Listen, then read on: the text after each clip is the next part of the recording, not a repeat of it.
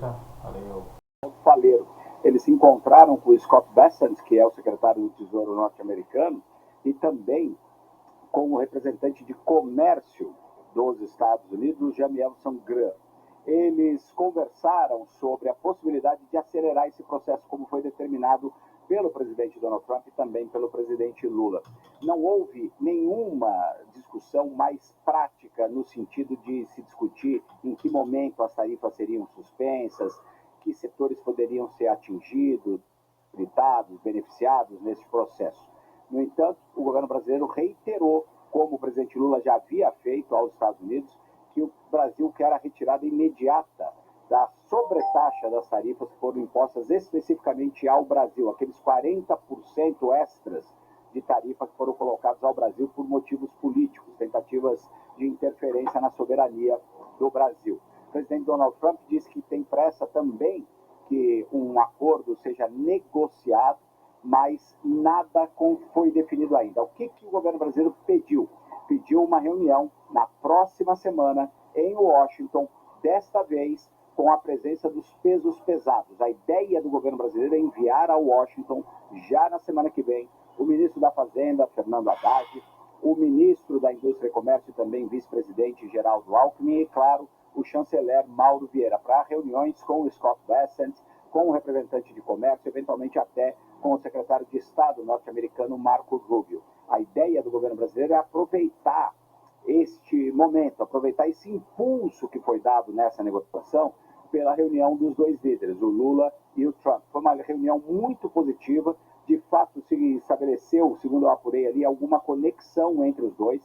O presidente Donald Trump ontem, quando comentou essa reunião, chegou a mandar os parabéns pelo aniversário do presidente Lula, disse que o presidente Lula estava muito vigoroso, tinha muito vigor, e disse que ele esperava aí que um acordo saísse, embora ele não tenha dado certeza. Ele disse, pode sair ou pode não sair, mas o governo brasileiro quer negociar e o governo americano atende a esse pedido. Então, essa longa estratégia que o governo brasileiro veio desenhando ao longo das últimas semanas de aproximação com o presidente Donald Trump funcionou. O resultado é bastante positivo, mas agora o governo brasileiro corre para tentar fechar um acordo, ou pelo menos a retirada temporária dessas tarifas enquanto as negociações continuam. E por que a pressa? Obviamente, porque essas tarifas atingem a economia brasileira e o presidente Lula e o governo brasileiro querem resolver essa questão o mais rapidamente possível. Existe a convicção no governo brasileiro de que essas tarifas são irregulares e não são justificáveis. Por isso,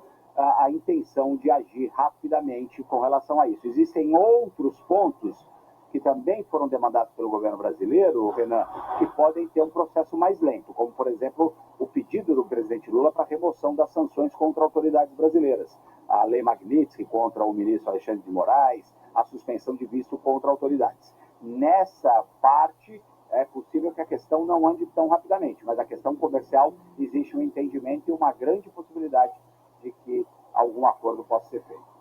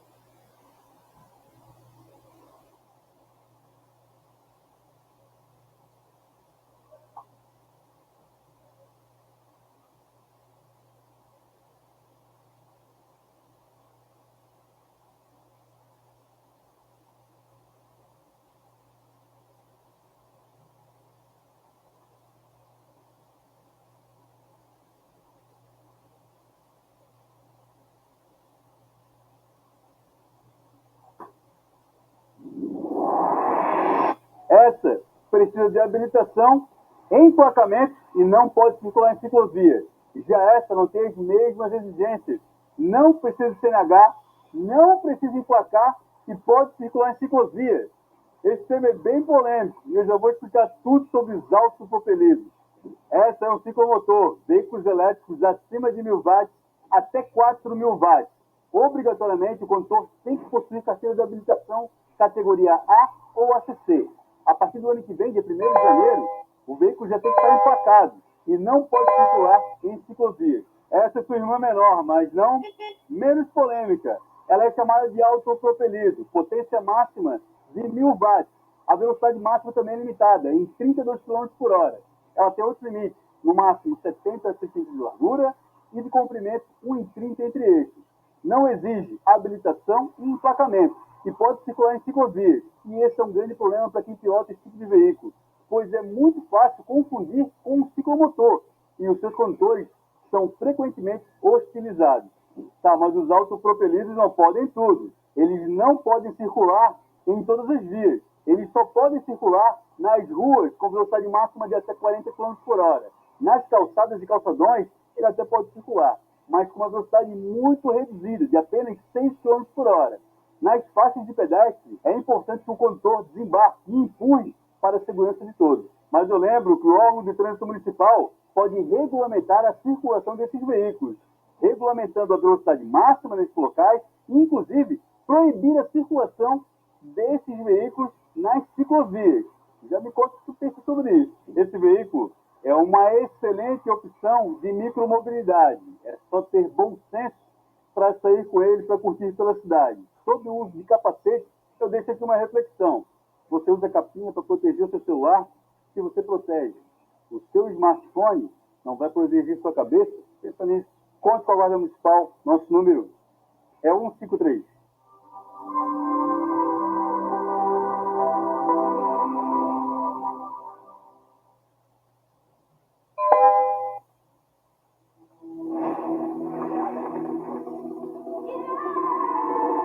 É algo que é emocionante, cara. É emocionante. Pra mim, aqui tá sendo mais do que uma experiência profissional, uma experiência de vida.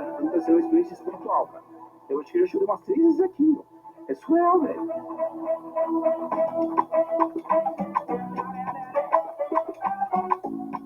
É impossível você estar aqui e não correr.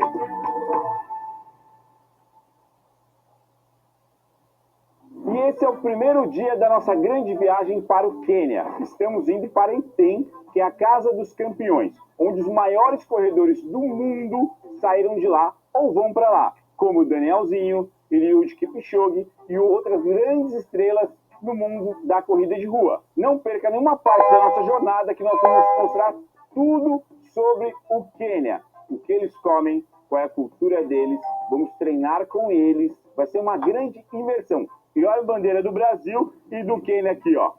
Bora correr? 3 motivos pelos quais os quenianos são os seres mais rápidos desse planeta. Roda a vinheta.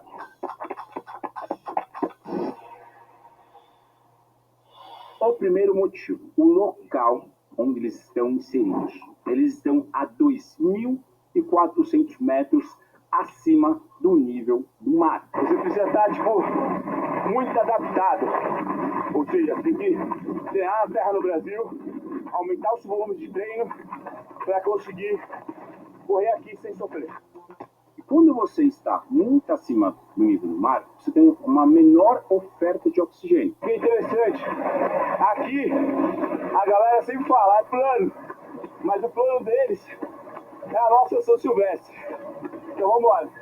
Se você está conseguindo correr com pouco, a partir do momento que você descer para o nível do mar, você terá uma maior oferta de oxigênio. E a corrida é um esporte de predominância aeróbia. O que é predominância aeróbia? Para você se locomover, você precisa o seguinte, ter oxigênio. Quando você tem oxigênio, esse oxigênio leva energia para todo o seu corpo e dessa forma você consegue performar.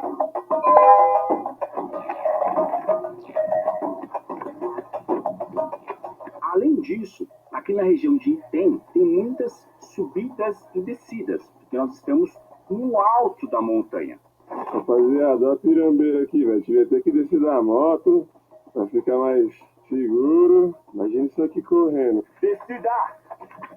Não aumenta a velocidade. Controla mais sua passada.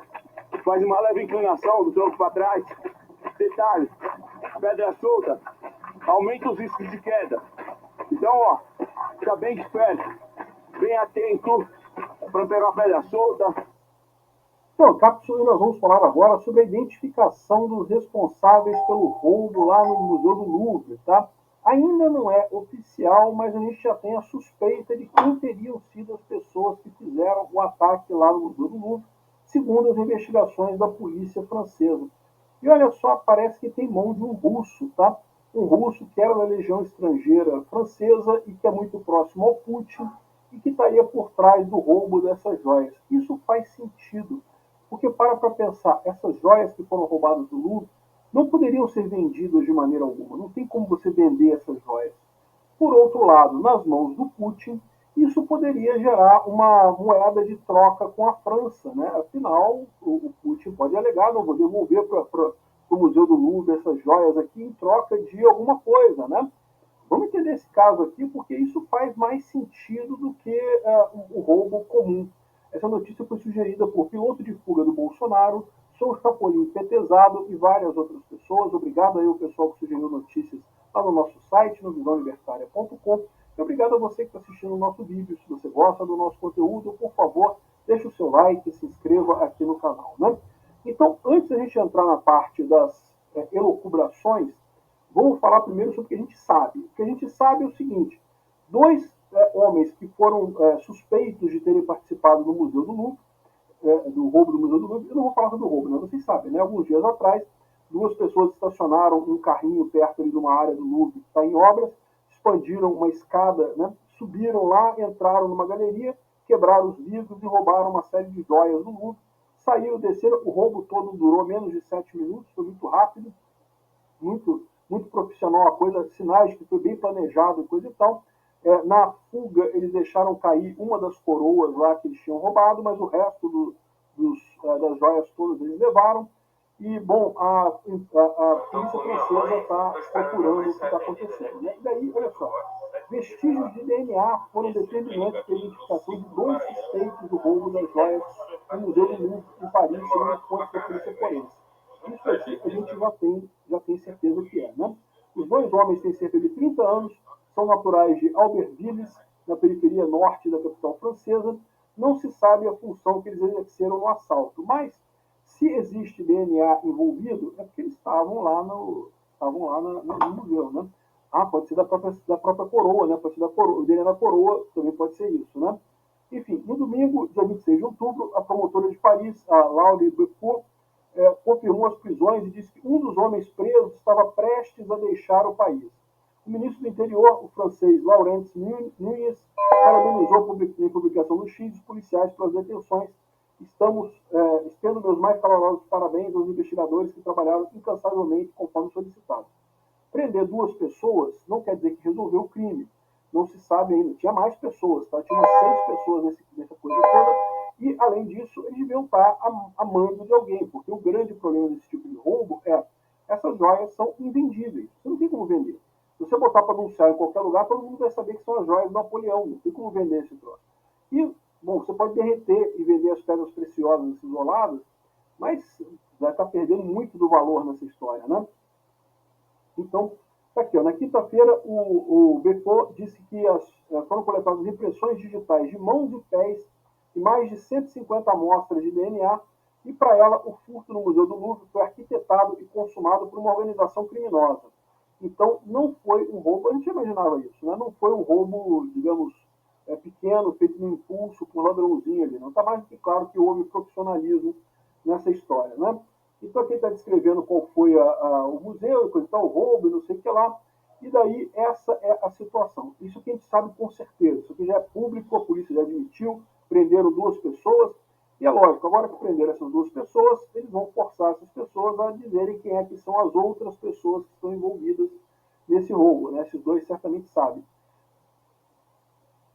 Mas aí a gente começa a ter outras coisas também. Bom, outra coisa que a gente sabe é o seguinte: depois do roubo do Louvre, teve também moedas de ouro e prata que foram roubadas em um outro museu na França. A vitrine foi quebrada e parte de um tesouro de 1.900 moedas históricas desapareceu um dia após o crime em Paris. Isso aconteceu no Museu do Langres, na cidade localizada no norte da França. Isso pode ter sido uma mera coincidência, pode ter sido simplesmente um copycat, né? Alguém que viu, pô, se roubaram o Louvre, eu posso roubar esse museu aqui também, né? Estou no bobeira também, vou fazer o mesmo roubo. E conseguiram, de fato, tá? Parece que o pessoal conseguiram roubar essas moedas, né? Uma parte do tesouro do museu, composto por moedas de ouro e prata, descobertas depois, durante as obras de renovação do Hotel do Breu, desapareceu. A vitrine que protegia o tesouro foi encontrada quebrada no chão, né? E, enfim, não se sabe desse outro roubo aqui, né? Mas beleza, o que a gente tem aqui de informações que podem levar a esse rapaz aqui, que seria um francês russo que teria ligações com o Putin, né? Então aqui, ó, investigadores franceses, reportadamente, estão procurando por uma possível ligação, uma conexão do roubo do Louvre com um homem que é um francês russo, que seria o suspeito de ser a pessoa por trás dessa história toda, né? Esse francês russo é suspeito de ter tentado roubos em outros museus na França, inclusive tendo colocado antigos mercenários como guardas de segurança do museu. Então, o cara tem acesso a mercenários, você sabe, é um cara que, né, ganha dinheiro com isso, né, ganha dinheiro com segurança. Então, ele empregou esses mercenários em museus para ajudar a roubar, né? Foi isso que aconteceu no Louvre, a gente não sabe, mas é suspeita do pessoal. Segundo um canal de Telegram russo, de acordo com a fonte, investigadores franceses, fora da investigação oficial, contactaram especialistas russos em antiguidades em conexão com a investigação desse roubo de joias no Louvre. De acordo